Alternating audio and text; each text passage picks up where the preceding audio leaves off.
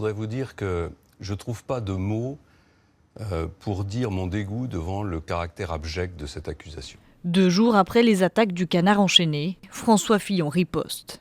Il affirme que sa femme a toujours travaillé pour lui. Elle a corrigé mes discours.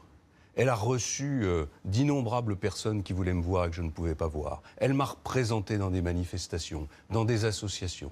Elle me faisait la synthèse de la presse. Les parlementaires ont une enveloppe. Cette enveloppe, elle est fixe. Et à l'intérieur de cette enveloppe, ils font ce qu'ils veulent. Ils choisissent les collaborateurs qu'ils souhaitent et ils fixent les missions qu'ils souhaitent. Et c'est fondamental parce que c'est la liberté du Parlement. Le candidat de la droite à la présidentielle dénonce des boules puantes et une campagne de calomnie. Pourquoi, alors que mon épouse était rémunérée depuis 1997, pourquoi aujourd'hui, 2 mois et demi avant l'élection présidentielle, tout d'un coup, cette affaire explose?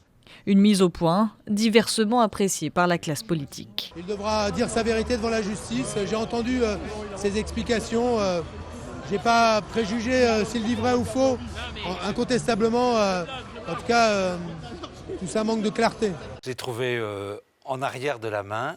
Je trouve qu'il se défend mal. On dirait vraiment qu'il a quelque chose à cacher. Quand on est le candidat de la probité, enfin, on y va, on se défend. Vraiment, on ne dit pas oh, j'ai arrêté, je vais vous prouver que, etc., etc.